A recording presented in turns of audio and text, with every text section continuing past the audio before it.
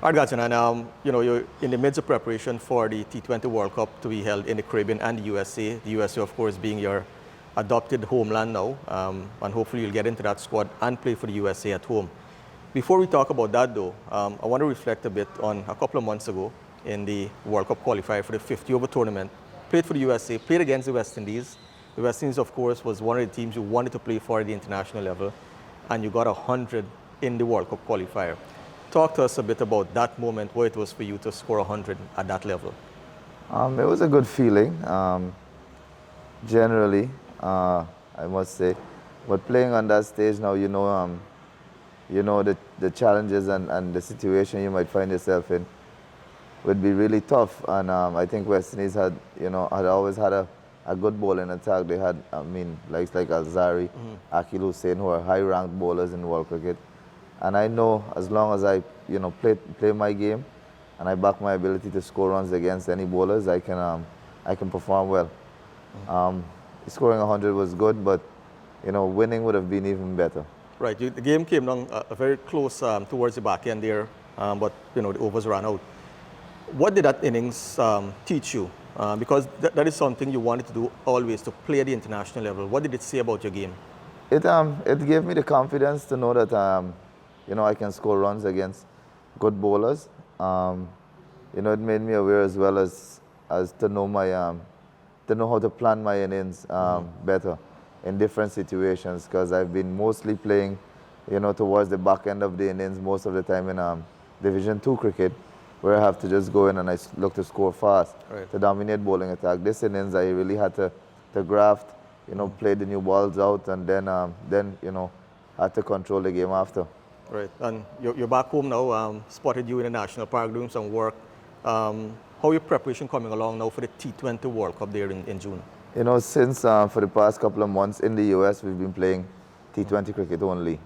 We've played a few tournaments, right, USPL and, a few other tournaments in the US, but coming back home was mainly to focus more on the fitness part, physical fitness part, and also mentally prepare as well to play against tough teams in a very high-paced game. You have to be a bit more, mentally and physically stronger. Right. You mentioned fitness is very important. You're not young anymore. You're into your 30s, almost mid-30s. How is the body holding up as you play this level of cricket? It's very good. I thought it would have been harder, but the love I have for the game, I think, is making me continue to work as hard as anyone in any team I play with. Yeah, I think that's basically the love for the game and the want to be out there playing is the thing that's giving me the drive every day to go out and train and get practice and seek advice and this sort of stuff. Right. Several years ago, you played in an Under-19 World Cup in Sri Lanka. You're now on the cusp of playing for the USA in a senior World Cup. What does that mean to you? Should you get into that squad? Oh man, it would be an honor to play in a senior World Cup, first of all. To represent anyone on that stage, any country, be it West Indies or USA, it will be an honor for me. I think it took a bit longer than I wanted it to. But, being there and staying in the moment and doing my best, that's all I can, ask for. Right, and the USA, of course, hosting matches in this tournament. How would you describe it? Would it be advantage or would it be more pressure on you to perform and the team?